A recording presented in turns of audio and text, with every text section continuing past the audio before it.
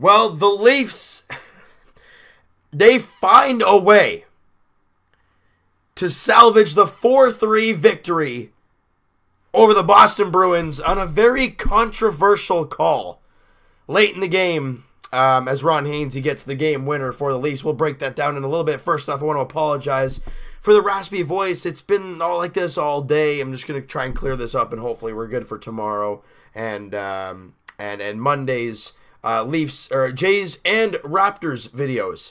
But bear with me for now, and we'll break this baby down because this was a huge game for the Leafs. And it was your stereotypical back and forth affair.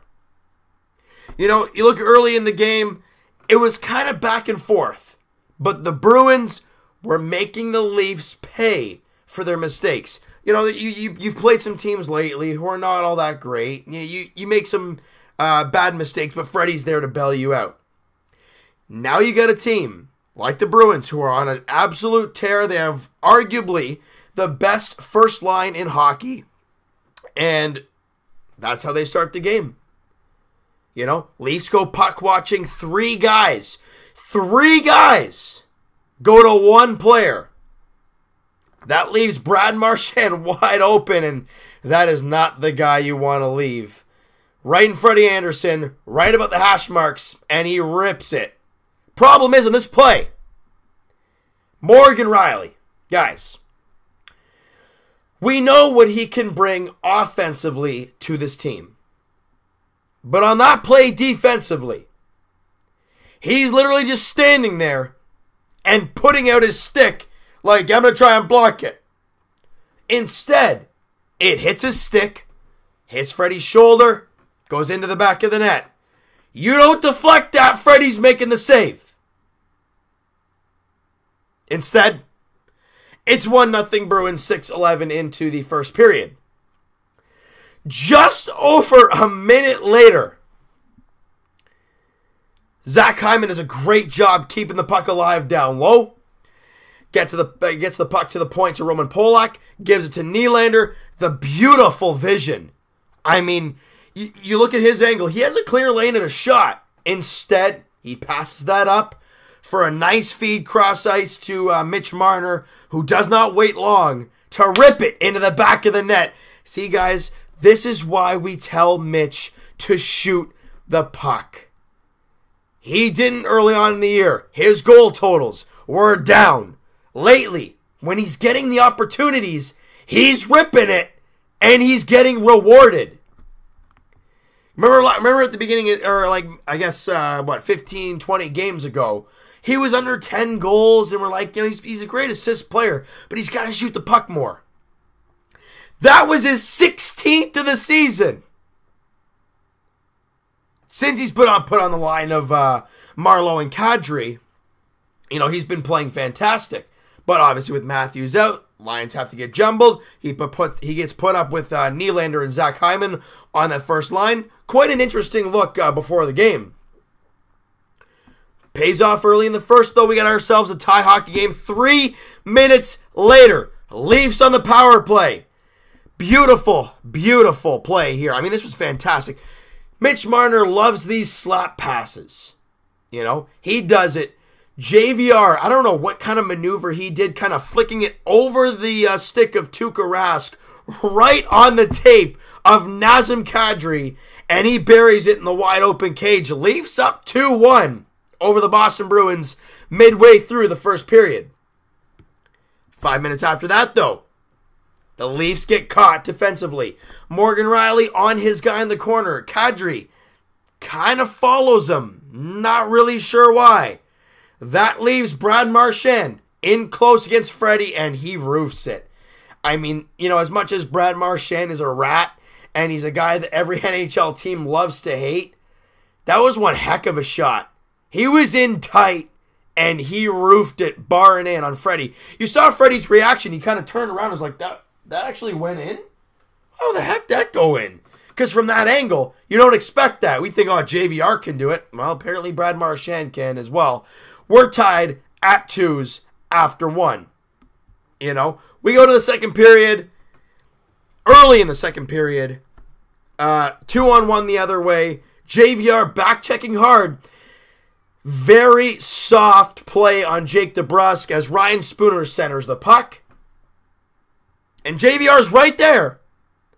Doesn't really do much of anything to stop Jake DeBrusk. He gets the stick on it. It beats Freddie Anderson. It's 3-2. Guys, that is a play. JVR's a big guy. He didn't look like it there. The stick lift, yeah, that was nice. But you got to follow it up with something. The puck, the stick lift was there. The puck wasn't. Then when the puck was centered by Ryan Spooner, JVR didn't have him tied up at all. And DeBrusk made the Leafs pay. It's 3-2.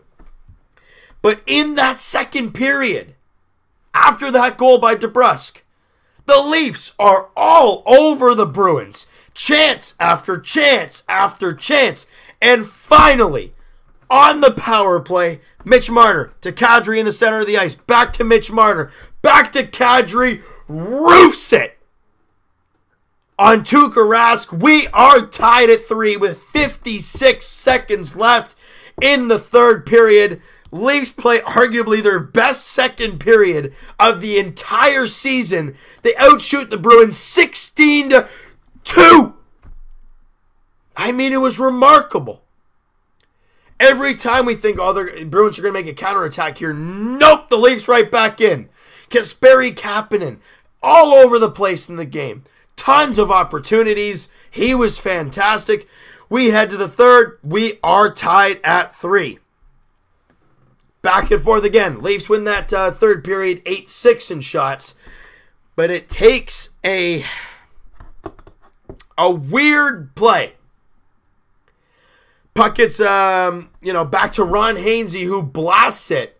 And it's in the back of the net. We got ourselves a 4-3 lead, but hang on. They're going to review it. And we're thinking, well, what happened? Tuukka Rask looks angry. Let's take a look at it.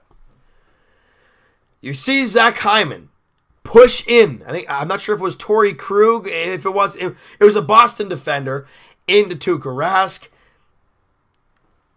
There are so many arguments to this. And that's where this rule and this stupid review challenge thing is a joke. As Leaf fans, Bruin fans, we get it. Leaf fans, remember against Colorado when Austin Matthews got a goal taken away with him against Jonathan Bernier?